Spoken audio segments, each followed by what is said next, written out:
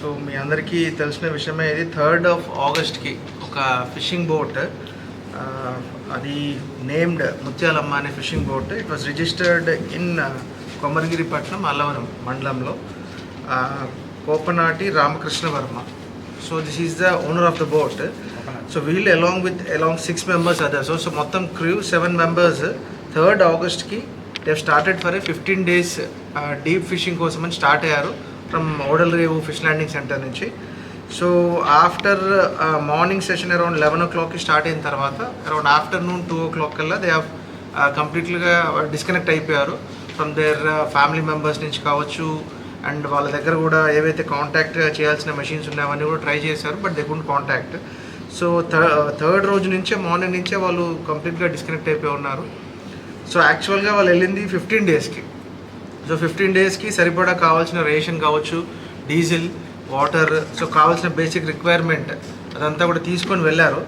So but after 4th నుంచి కూడా disconnect అయిపోయిన తర్వాత, so around 17th we got a complaint from their brother.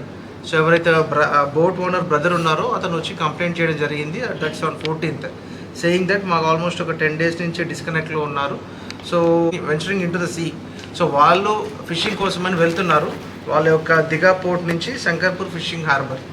So అక్కడి నుంచి వెళ్ళే అతను వీళ్ళని ఐడెంటిఫై చేశారు, వాళ్ళతో కాంటాక్ట్ చేశారు. దెన్ వాళ్ళతో మాట్లాడిన తర్వాత వీళ్ళు దే ఆర్ ఇన్ బోట్, వాళ్ళ యొక్క గేర్ బాక్స్ కావచ్చు, వాళ్ళ యొక్క ఇంజిన్ కొంచెం రిపేర్లో ఉంది.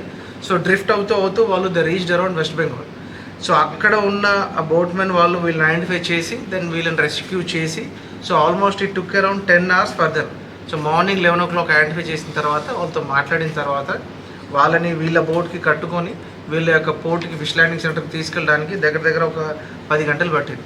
So by evening 4:35 slowly we got a information. So by 10 o'clock ఈ 7 members along with the boat the reach the port.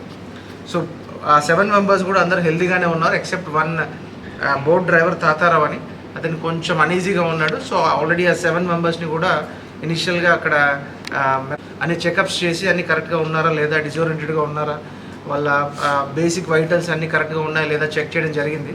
Then afterward they were about to అక్కడ వాళ్ళ యొక్క గెస్ట్ హౌస్ ఏదైతే బోట్ ఓనర్స్ అసోసియేషన్ ఉందో అక్కడ అందులో వాళ్ళు రెస్ట్ తీసుకున్నారు. సో స్టేట్ గవర్నమెంట్కి ఇంటిమేట్ చేయడం అండ్ ఆనరబుల్ సీఎం గారు అండ్ ఈవెన్ ఆనరబుల్ పిఎం గారు కూడా దీని గురించి బ్రీఫ్ చేయడం జరిగింది. సో వీళ్ళందరూ కూడా సేఫ్గా ఉన్నారని చెప్పేసి, సో స్టేట్ గవర్నమెంట్ నుంచి we already sent a vehicle to pick up. And ఇక్కడ ఉన్న మా ఫిషరీస్ డెవలప్మెంట్ ఆఫీసర్ని కూడా పంపించాము కోఆర్డినేషన్ చేసుకోవడానికి. సో వాళ్ళ ఫ్యామిలీ మెంబర్స్ అందరికీ కూడా నిన్న ఈవినింగ్ ఇంటిమేట్ చేశాము, so that they are healthy live. So I think by tomorrow evening they will be reaching their homes.